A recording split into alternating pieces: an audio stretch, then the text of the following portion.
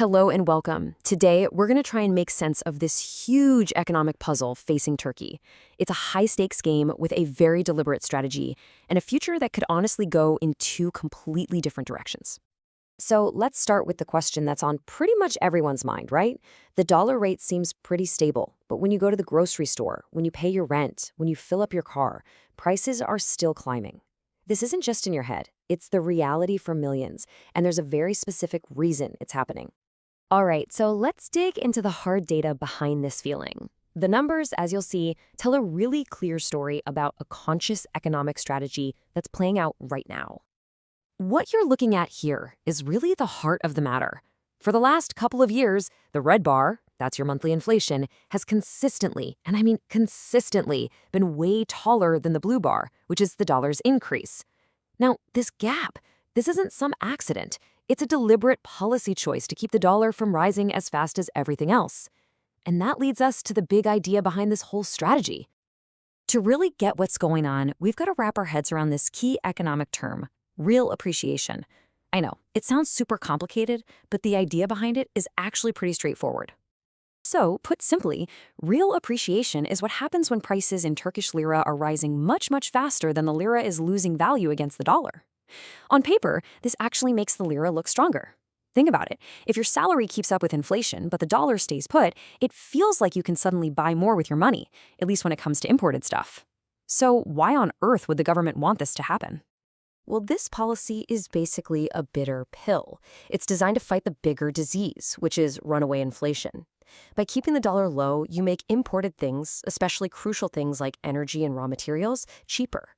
That helps cool down the cost of production. It also makes holding lira in a high-interest account seem way more attractive than holding dollars.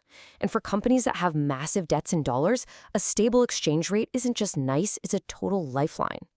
But this stability doesn't just appear out of nowhere. So, what's fueling this whole thing?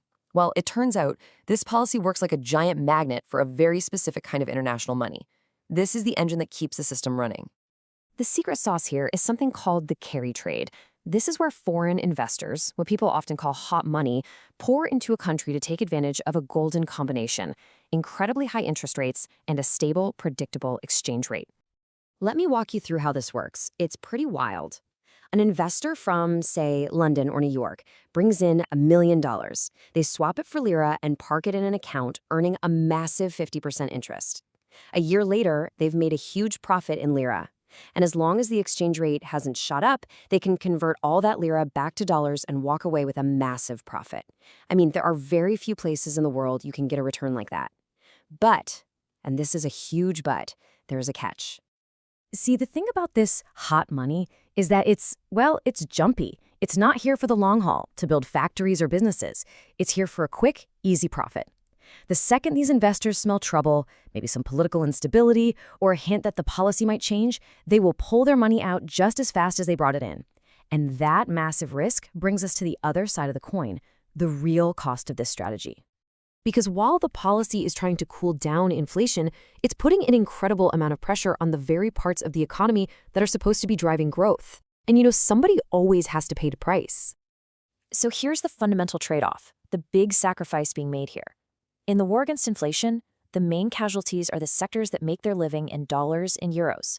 We're talking about exporters in the tourism industry.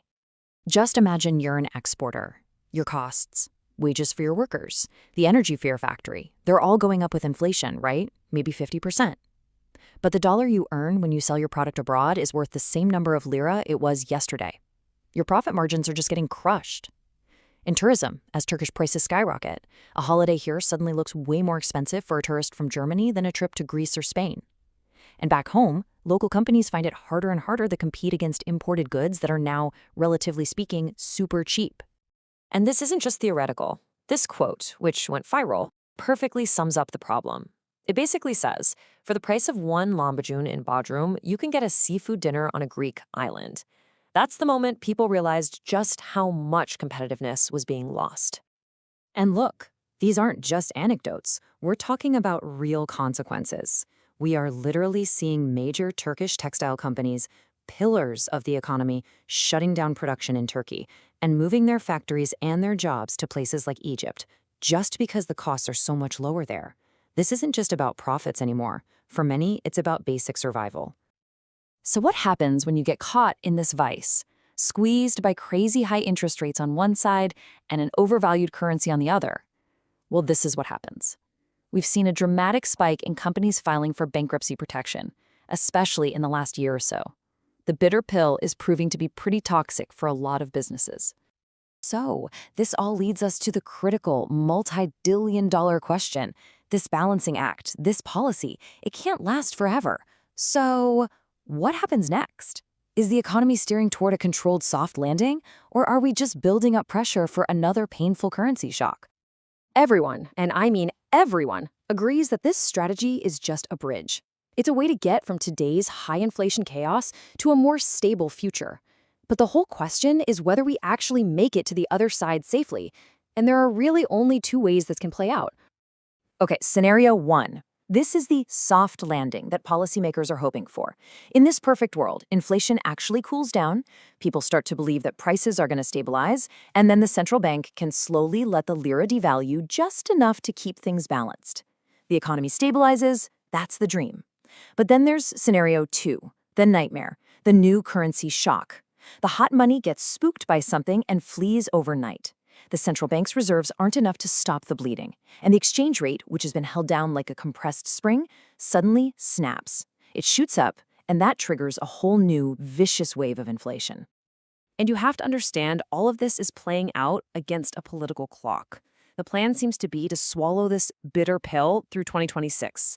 That makes 2027 the absolute make or break year to try and get the economy on stable footing before the general elections in 2028.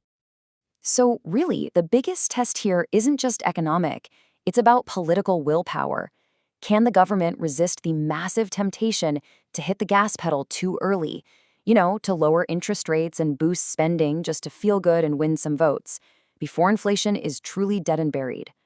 Making that move too soon could easily trigger that nightmare currency shock scenario. So we end right where we began, standing at a critical fork in the road. The choices made over these next 12 to 24 months will almost certainly decide Turkey's economic fate for the next decade. The bitter pill is being swallowed, but the final diagnosis, well, that's still unwritten. The question is, which path will be chosen?